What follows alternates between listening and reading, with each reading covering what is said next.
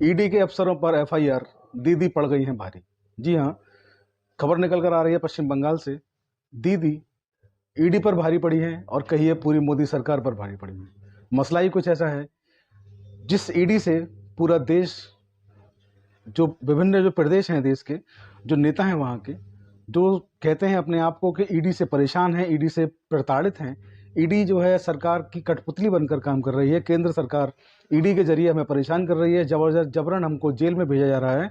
पूरे देश में ईडी का जो एक माहौल बना हुआ है इस वक्त में कि ईडी जहां पहुंच जाती है वहां के नेता जो हैं या तो गायब हो जाते हैं, या वो दिखना बंद हो जाते हैं, या फिर वो जेल के अंदर दिखते हैं। उस ईडी पर आ गई है आफत, उसके विरुद्ध हो गई है एफआईआर।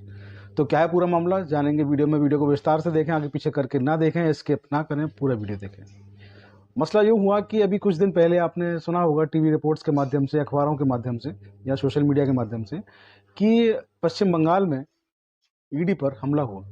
ईडी पर हमला होना गलत है, नहीं होना चाहिए, लेकिन पूरे देश में इस वक्त आप देखेंगे कि एक अराजकता का माहौल बना हुआ है, जो देश के लोकतंत्र के लिए और देश के संविधान के लिए कहीं से भी ठीक नहीं है। इधर एक दूसरी खबर भी मैं आपको बता दूं कि बीजेपी की जो आईटी सेल है, उसके जो हेड हैं अमित मालवीय, उन पर भी एक एफआईआर दर्ज हुई है। और उन पर जो एफआईआर दर्ज हुई है, वो एफआईआर जो है वो ममता बनर्जी के अपमान का मामला उन पर दर्ज हुआ है, उन पर भी एफआईआर दर्ज हुई है। तो बीजेपी की मुश्किलें जो हैं चारों तरफ से बढ़ती हुई दिख रही हैं। बीजेपी जो है एक तरह से कहेंगे कि एक ऐसी वॉशिंग मशीन इस्तेमाल करती है कि उसमें सारे जितने भी तमाम राजनीतिक दलों के जो भ्रष्टाचारी नेता हैं, जिनके बड़े भ्रष्टाचार हैं, आम जन जानता है, आम जनता जानती है कितने बड़े भ्रष्टाचारी हैं, लेकिन जैसे ही वो बीजेपी की वॉशिंग मशीन में आके धुलते हैं, वो स्वच्छ हो जाते हैं, पवित्र हो जाते हैं। पता नहीं वो क्या करते हैं, कि ऐसा कौन सा वॉशिंग पाउडर डालते हैं जिससे सब स्वच्छ हो जाता है। दूसरा, जो लोग नहीं झुकते हैं, जो लोग नहीं डरते हैं, वो जेलों में पहुंचा दिए जाते हैं, उनके ऊपर तमाम कार्रवाइयाँ होती हैं। दिल्ली की सरकार इसका उदाहरण है। खैर, मसला जो भी है, आज हम बात करेंगे कि आखिर ऐसा क्या हुआ पश्चिम बंगाल में। तो आपको पता होगा कि पश्चिम बंगाल में 6 जनवरी को उत्तर 24 परगना जिले के संदेश खली में ईडी के अधिकारियों पर हमला हुआ। हमला जो हुआ वो इलीगल था, हमला नहीं होना चाहिए। ईडी के अधिकारी अपना काम कर रहे हैं, उनको अपना काम करने देना चाहिए। सरकारी मशीनरी अपना काम कर रही है, उनको करने देना चाहिए, उन पर हमला नहीं करना चाहिए। जो हमला हुआ मैं उसकी निंदा करता हूँ। लेकिन इसके साथ मैं आपको बता दूं कि हमले में जब हमला हुआ तो उसकी 3 एफआईआर दर्ज हुई। 2 एफआईआर जो दर्ज हुई वो अज्ञात में ईडी के अफसरों ने अज्ञात लोगों पर दर्ज करवाई हैं, और एक एफआईआर जो हुई है वो एफआईआर ईडी अफसरों पर दर्ज करवाई गई है। जो एफआईआर दर्ज हुई है ईडी अफसरों पर, उसमें आपराधिक अतिक्रमण और महिला की गरिमा को ठेस पहुंचाने का मामला जो है दर्ज किया गया है। सेक्शन की बात करें तो आईपीसी का सेक्शन 441, 379 और 354, यानी कि महिला छेड़खानी का मामला इसमें बनाया गया है, बताया गया है।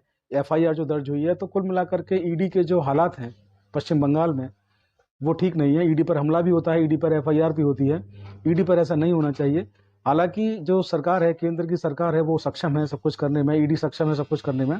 और इधर दीदी ने भी ठान लिया है कि वो सक्षम है सब कुछ करने में, और दीदी एक नए आयाम स्थापित कर रही हैं कि एक तरफ जहां ईडी से पूरा देश जो है वो परेशान है, डरा हुआ है। पूरे देश के जो पॉलिटिकल जो पार्टियां हैं, विपक्ष की जो पार्टियां हैं, वो डरी हुई हैं, क्योंकि कोई ना कोई हर राजनीतिक दल कहीं ना कहीं कुछ ना कुछ गलत करता है। हर राजनीतिक दल में कहीं ना कहीं कुछ ऐसे लोग होते हैं, कुछ ऐसे नेता होते हैं जो गलत होते हैं। तो डर लगना लाजमी है, क्योंकि आप जब जिस देश में संविधान लागू है, उस देश में आप रहते हैं, तो वहाँ पर आपको संविधान के हिसाब से, कानून के हिसाब से रहना होता है।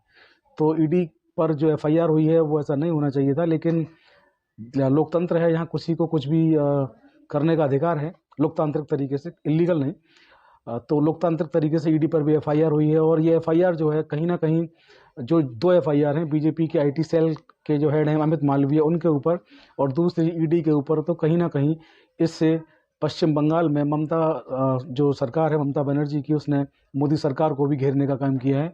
नतीजा जो होगा उससे आपको अवगत कराते रहेंगे। आज के वीडियो में इतना ही। आप लोग बने रहें चौधरी लीगल एसोसिएट पर। वीडियो को मैक्सिमम लोगों तक शेयर करना ना भूलें। इसके साथ आप लोग हमें सब्सक्राइब करना ना भूलें। हमारे 2 यूट्यूब चैनल हैं, ऑफिशियल प्रतीक चौधरी और चौधरी लीगल एसोसिएट। इसके अलावा आप लोग हमें फेसबुक, इंस्टाग्राम पर भी फॉलो कर सकते हैं, शेयर कर सकते हैं, कमेंट कर सकते हैं। आईडी सेम है, चौधरी लीगल एसोसिएट। इन सब के लिंक आपको डिस्क्रिप्शन के बॉक्स में मिल जाएंगे। आज की वीडियो में इतना ही। जय हिंद, जय भारत, नमस्कार।